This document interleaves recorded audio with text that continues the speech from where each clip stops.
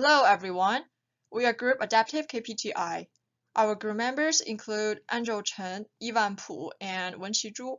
So this project is mentored by Marina. I will first introduce to you background of this project.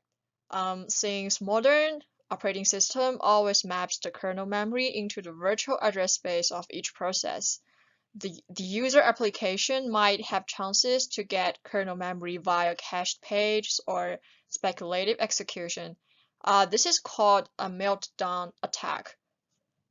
So KPTI, also known as PTI, is called kernel page table isolation. This is an approach to avoid meltdown attack.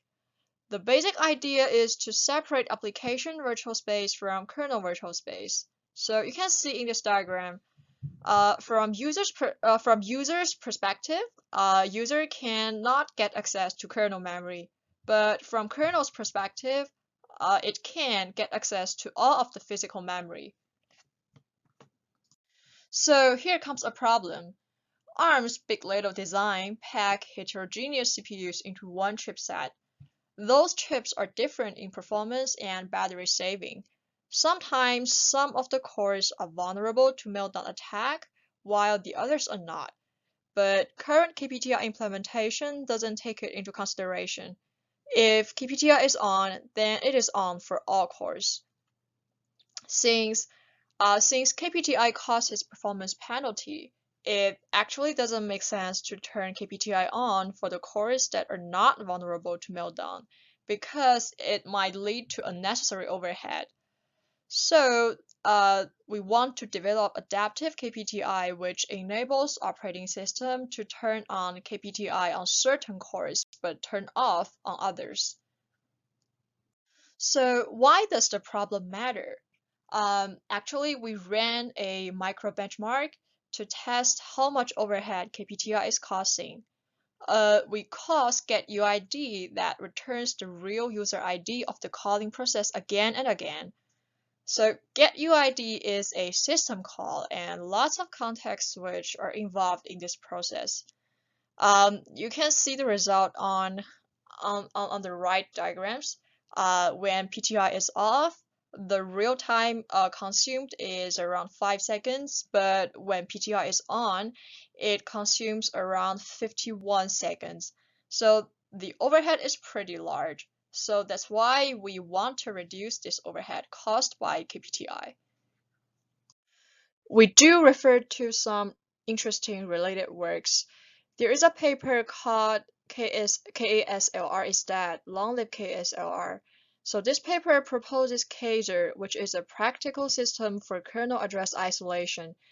It introduces shadow address spaces. When a process executes in user space, it runs with a shadow page table which maps only minimal parts of kernel memory. But when the process enters the kernel space, it will switch to the kernel page table that maps all of physical memory. The PTI in Linux kernel code is implemented based on Kaiser design, and that's the main part we're going to look into and modify to implement adaptive KPTI. There is a new work to reduce overhead of KPTI in OSDI 2020. It proposes WARD, a new kernel design that maintains a separate kernel page table for every process. WARD ensures that a page table for each process only contains mappings for kernel memory that is safe to expose to that process. This design is based on an observation that memory that isn't mapped in a page table cannot be leaked through any transient execution. So what's the difference between WARD and adaptive KPTI idea? We think WARD requires significant redesign of the OS kernel, but adaptive KPTI requires less workload.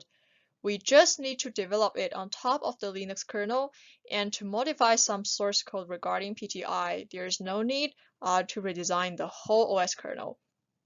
Also, we think WARD compromises security, since it only protects part of kernel memory that contains secret data. It doesn't follow the assumption that the entire kernel memory should be secret. However, adaptive KPTI follows this assumption when KPTI is on because when KPTI is on, the entire kernel memory is protected. But there's a con for adaptive KPTI is that it requires special hardware. It requires a heterogeneous CPU environment. But we think WAD is a more general. It works in more general cases. After reading into the implementation of the Kaiser paper and the PTI mode in Linux kernel, we formed the hypothesis that KPTI causes slowdown when switching from user space to kernel space. And there are 5 main factors that influence overhead: system call rates, context switches, page fault rate, working set size, and cache pattern access. And we believe that disabling PTI on invulnerable cores will greatly reduce the performance penalty for certain software, specifically the software that have one or more factors mentioned above. To test this, we run a variety of benchmarks with PTI mode enabled and disabled. Besides the GetUID loop micro benchmark that Wenqi mentioned earlier, we also use 2 other platforms for benchmarks. The first one is Sysbench, and the second one is Veronix. And we run 6 tests in total. And all of these tests are run on the same test bench. It has a 7-core AMD CPU, 12 gigs of RAM, and a 1220 run on a VMware virtual machine. As you can see on the chart to the right, there isn't much of a difference between PTI on and off in CPU intensive and memory intensive tests. However, when running syscall intensive and IO intensive programs, there's a substantial difference. The first 2 tests that we run were Sysbench CPU and memory. CPU test issues concurrent requests consist in calculation of prime numbers up to 20,000.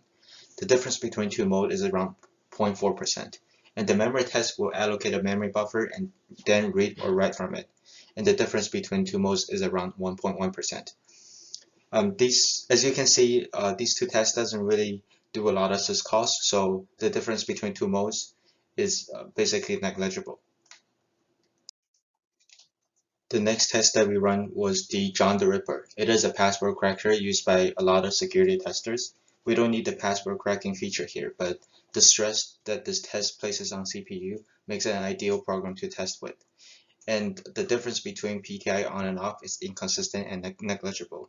And sometimes the PTI off bench will outperform the PTI on one. The last test that showed little or no difference between 2 modes is gzip compression. This test measures the time needed to compress a file using a gzip compression. And here you can see difference is not noticeable or usually caused by test errors. The last 2 benchmarks show substantial difference between PTI mode on and off. And the first one is Postgres pgbench. It is a benchmark tool provided by PostgreSQL. It runs the same sequence of SQL commands over and over, possibly in multiple concurrent database sessions, and then calculates the average transaction rate measured in transactions per second and latency. Our test spawns 100 rate-only clients. And as you can see in the graph, there's about 15% difference in TPS and latency. And one reason that might cause this difference is that the database do a lot of tiny IOs, which result in high system call rate.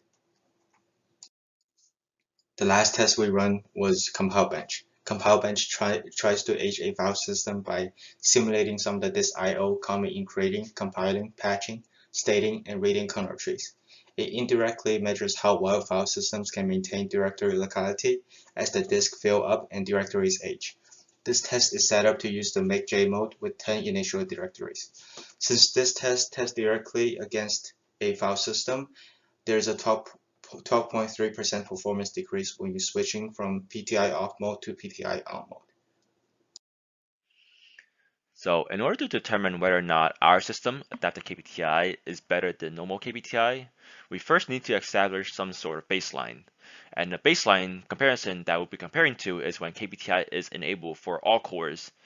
And this will essentially represent the performance that we need to beat. And ideally, it should perform better than when KPTI is enabled for all cores, because of the fact that we're disabling some of the cores and therefore reducing the overhead that KPTI usually occurs, and therefore increasing our performance.